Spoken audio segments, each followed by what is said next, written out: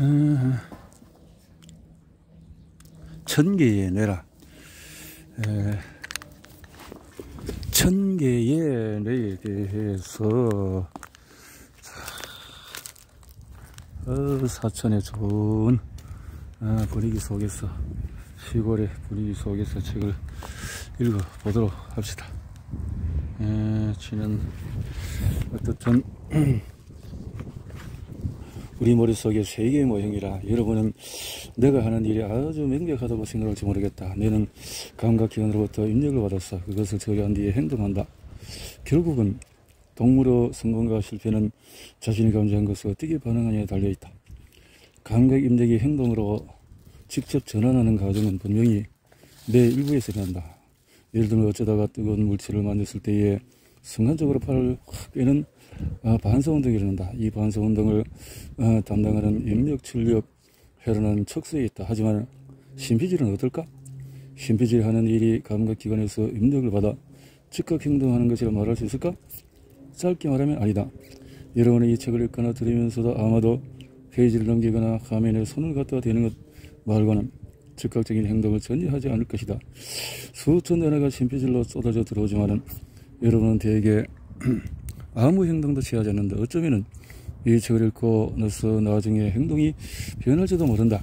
어쩌면 이 책을 읽지 않았더라면 절대로 하지 않았을 내일과 인류의 미래에 대한 대화를 나중에 할지도 모른다. 어쩌면 이 책에서 읽은 내용이 나중에 자신의 생각과 단어 선택에 미묘한 영향을 미칠지도 모른다. 어쩌면 여러분은 뇌의 원리를 바탕으로 한 지능기기를 만드는 일을 할지도 모르고 내 그런 방향으로 영감을 줄지도 모른다. 하지만 지금 당장은 여러분은 그 책을 읽고 있을 뿐이다. 그런 책을. 하지만 지금 당장은 여러분은 그저 책을 읽었을 뿐인데 만약에 신피지를 입력 출력 시스템으로 묘사하는 태도를 고수한다면 우리가 말할 수 있는 것은 신피질이 많은 입력을 받고 그 입력으로부터 배우며 나중에 어쩌면 이 입력들을 바탕으로 다르게 행동하려는 것 뿐이다.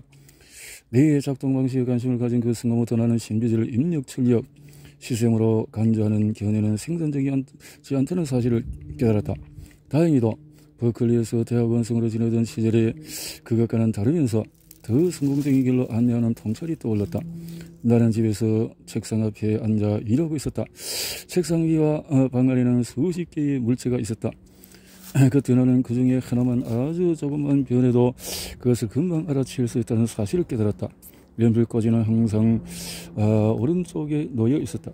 만약에 어느 날 연필꽂이가 왼쪽에 놓여 있다면 나는 변화를 즉각 알아채고 도대체 어떻게 그것을 옮겨갔을까 의아하게 생각할 것이다.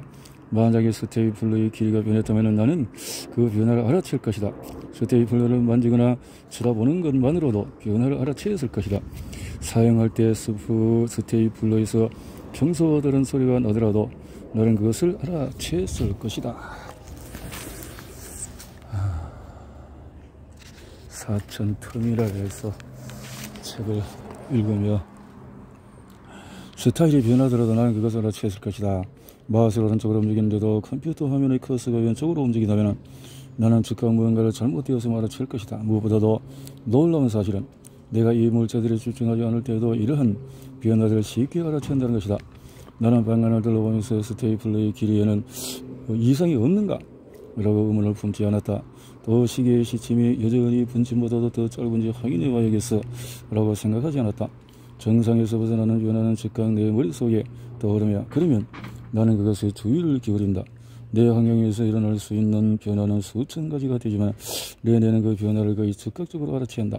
떠오르는 설명은 딱 하나밖에.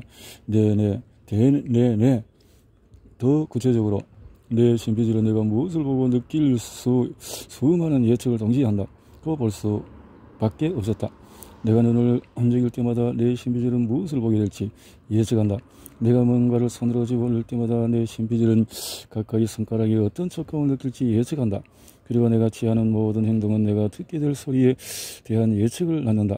내 뇌는 커피 잔 손잡이의 질감처럼 아주 작은 자국도 예측하고 달력에 나타나야 할 정확한 달처럼 큰 개념도 예측한다. 이 예측들은 낮은 차원의 감각 특질과 높은 차원의 개념을 막론하고 모든 감각 영성에서 나타났으며 신비질의 모든 부분이 따라서 모든 피질 기둥이 예측한다는 사실을 내게 알려주었다. 예측은 신비질 모든 곳에 당시에 내를 예측 계기로 묘사한 신경과학자는 거의 없었다.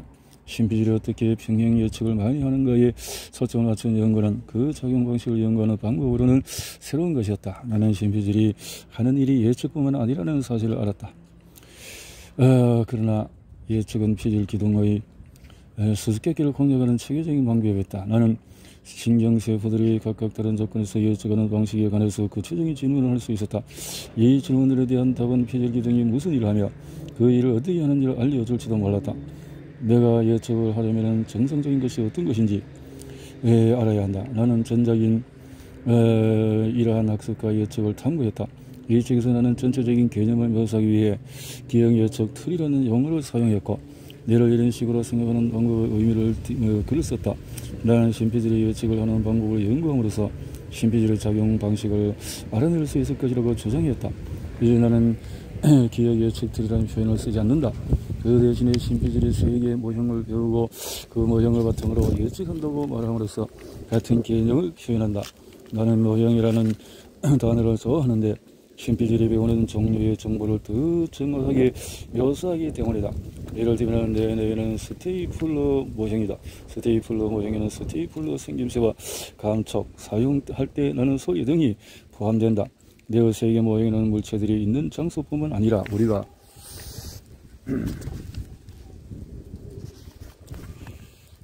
그 물체들과 상호작용할 때 그것들이 어떻게 변하는지 포함되어 있다. 예를 들면 나의 스테이플러 모형은 스테이플러 윗부분이 바닥 부분에 대해서 어떻게 움직이며 윗부분을 놓을 때 스테이플 어떻게 나오는지 등이 포함되어 있다. 이러한 움직임은 단순해 보일 수 있지만 우리는 이러한 지식을 갖고 태어나지 않는다. 우리는 살아가다가 신비질에 저장되어 있는 것을 내는 예측 모형을 만든다. 우리 뇌에 입력된 정보가 예측과 불일치하는 일이 일어나지 않는 한 이 예측들은 인식하지 못한다. 자, 막 태어났을 때 우리 신비질을 아는 것이 거의 없다. 단어도 아는 것이 하나도 없고 건물이 어떻게 생긴지 모르고 컴퓨터를 사용하는 방법도 모르고 다 이렇게 되는데 서서히 이제 신비질은 세계에 대해서 내장된 일부 가정을 갖고 삶을 시작하지만 구체적으로 아는 것은 아무것도 없다고 말할 수 있다. 신비질을 배우는 것은 그 수가 어마어마하다. 나는 수백 개의 물체가 있는 방 안에 앉아 있다. 그 중에서 임의로 한 물체를 예컨대 프린터를 생각해보자. 나는 프린터 모형을 배우는데 이 모형에는 프린터에 영지함이 딸려있고 영지함을 프린터에 끼우고 빼는 방법도 포함되어 있다. 자, 이렇게 나는 프린터 소리를 알면은 단면 인쇄를 할 때와 양면 인쇄를 할 때 그 소리에 차이가 있다는 것도 안다. 내 방에 있는 물체 중에서 서랍이 2개 달린 작은 소리 캐비넷도 있다. 등등. 집에서 이 방 저 방으로 돌아다니는 거 생각해봐라. 각 방에는 수백 가지 물건이 있고 여러분은 각각의 물건에 대해서 배운 일련의 지식을 추적할 수 있다. 여러분이 사는 도시에 대해서도 똑같이 해볼 수 있다. 어떤 건물과 공원, 자전거, 각각의 나무가 어디 있는지 우리의 수준 높은 개념도 많이 배운다. 문화, 수학, 언어, 음악 등등 신비질을 할 수 있는 그 밖에 많은 일과 상관없는 우리 신비질을 엄청 복잡하게 세계 모형을 배운다고 확실하게 말할 수 있다. 이 모형은 우리가 하는 예측과 지각과 행동의 기반이 된다. 그렇군요.